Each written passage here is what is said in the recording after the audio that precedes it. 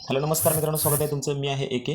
आणि मित्रांनो, तुम्ही बघू शकता आपल्या चॅनलमध्ये आपण पोलीस भरती एसएससी जीडी तर मित्रांनो बऱ्याच आपण स्पर्धा परीक्षेच्या बद्दल माहिती देत असतो. तर मित्रांनो, खूप मुलांचे मेसेज आलेले आहेत, सर रिझल्ट कधी लागणार आहे, त्यानंतर फिजिकलची तारीख काय असणार आहे. तर मित्रांनो, यावर आपण चर्चा करू. तर मित्रांनो, आपण जास्त वेळ न घेता बघा, स्टाफ सिलेक्शन कम्युनिकेशन ही ऑफिशियल वेबसाईट आहे.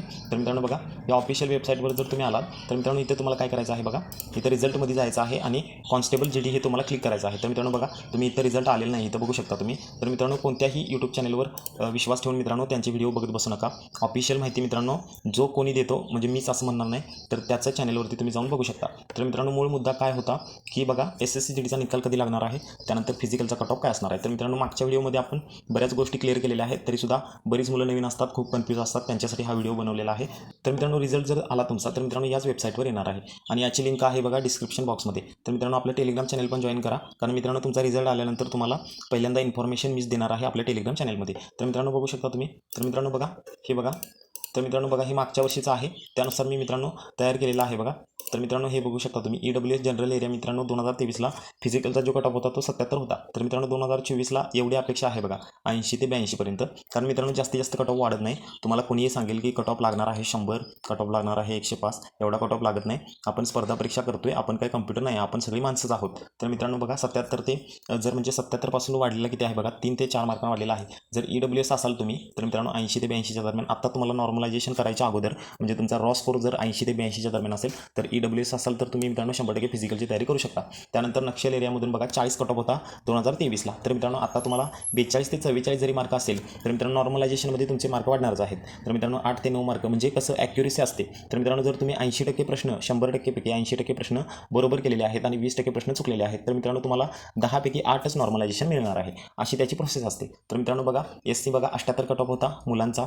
तर बघा 59 होता नक्षल एरियामधून. तर मित्रांनो, जनरल एरियामधून तुम्ही असाल तर 80 ते 84च्या दरम्यान. जर तुम्हाला आत्ता रॉ स्कोर तुमचा 80 ते 84च्या दरम्यान असेल तर तुम्ही फिजिकलची तयारी करू शकता. तर मित्रांनो, हे तुम्ही सगळं बघू शकता. आता मित्रांनो, फायनल कट ऑफचा आपण फायनल कट ऑफबद्दल आपण चर्चा करू. तर मित्रांनो बघा, फायनल कट ऑफ कसा जाणार आहे. तर मित्रांनो बघा, फायनल कट ऑफ जर बोलायचं असलं तर मित्रांनो बघा, BSF बघा मित्रांनो. तर मित्रांनो, BSF ही अशी पोस्ट आहे, जरी तुम्हाला कमी मार्क असतील तर मित्रांनो तुम्हाला BSFमध्ये सिलेक्शन तुम्ही घेऊ शकता. तर मित्रांनो, याचं कारण असं आहे की मित्रांनो, बॉर्डर एरियावर ही सगळी फोर्स असते आणि मित्रांनो बऱ्यापैकी मुलं ही CISFकडे जास्त वळतात. त्यानंतर दुसरी जी पोस्ट आहे ती SSB वाल्यांची आहे. तर मित्रांनो, त्यानंतर तिसरी जी आहे ती मित्रांनो ITBP आहे. तर मित्रांनो, जास्तीत जास्त फोकस हा CISF, त्यानंतर SSB आणि ITBPवर असतो. कारण मित्रांनो, BSF आणि CRPF मध्ये मित्रांनो तुम्हाला जास्त चान्स असतात. ज्यांना कमी मार्क आहेत त्यांना जास्तीत जास्त चान्स बनत असतात BSF आणि CRPF मध्ये. तर मित्रांनो, जर तुमचा कमी स्कोर असेल तर मित्रांनो तुम्हाला, म्हणजे जर तुम्ही मागच्या मेरिटपेक्षा जर 4 ते 5 मार्कांनी पुढे असाल तर मित्रांनो ही पोस्ट तुम्हाला 100% मिळणार आहे. तुम्ही मित्रांनो डोळे झाकून विश्वास ठेवू शकता माझ्यावरती. तर मित्रांनो, तुम्ही फिजिकलची तयारी करू शकता. आता मित्रांनो, तुम्हाला मागच्या व्हिडिओमध्ये मी सांगितलं होतं की महाराष्ट्राबद्दलच तुम्ही सांगितलं होतं. तर महाराष्ट्रामध्ये मित्रांनो SSC जीडीचं कॉम्पिटिशन थोडंसं कमी आहे. कारण मित्रांनो, बऱ्यापैकी आत्ता म्हणजे तुम्हाला सध्याचं सांगालो मी, कारण आता महाराष्ट्र पोलीस महाराष्ट्रामध्ये आहेच. महाराष्ट्र पोलीसची भरती लागलेली आहे. त्यानंतर बघा, मध्य प्रदेश पोलीसची सुद्धा भरती लागलेली आहे, म्हणजे MP मध्ये. त्यानंतर बघा, उत्तर प्रदेशची सुद्धा भरती लागलेली आहे त्यांची पोलीस भरतीची. त्यानंतर सध्या आता दिल्ली पोलीसची, तर मित्रांनो दिल्ली पोलीस पण आहे.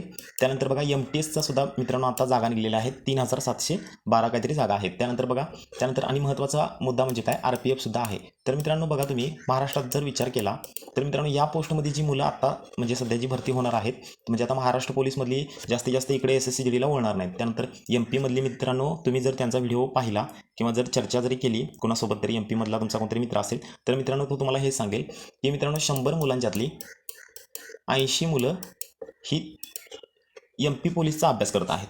त्यानंतर उत्तर प्रदेशमध्ये पण सेम कंडिशन तीच आहे. तर मित्रांनो 20% फक्त मुलं प्रत्येक राज्यातले, म्हणजे ज्या राज्यामध्ये पोलीस भरती असेल किंवा मोठी स्पर्धा परीक्षा जर त्यांनी काढलेली असेल तर मित्रांनो त्यातली 100 पैकी मित्रांनो 80 मुलं ही त्यांच्या परीक्षेचा अभ्यास करत आहेत. तर मित्रांनो SSC जीडीकडे म्हणजे स्वतःच्या राज्यामध्ये जेव्हा भरती निघते त्यावेळेला आपण बाहेरच्या भरतीबद्दल विचार जास्त करत नाही. आणि मित्रांनो, बऱ्याच मुलांचं महाराष्ट्र पोलीस हे स्वप्न असतं. आणि मित्रांनो, तुम्ही असा विचार करू नका की SSC जीडीमध्ये 48 लाख फॉर्म गेले म्हणून माझं त्यात काय होणार नाही. तर मित्रांनो, तुम्ही तुमच्या फिजिकलवर विश्वास ठेवा.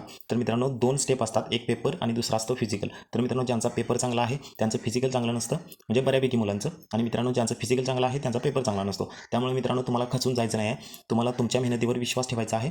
आणि मित्रांनो, बऱ्याच गोष्टी तुम्हाला करायच्या आहेत अजून आयुष्यात. तर मित्रांनो, एका परीक्षेनं काही होत नाही. तर मित्रांनो, जर तुम्हाला हा व्हिडिओ आवडला असेल तर परत भेटू उद्याच्या व्हिडिओमध्ये. तोपर्यंत धन्यवाद.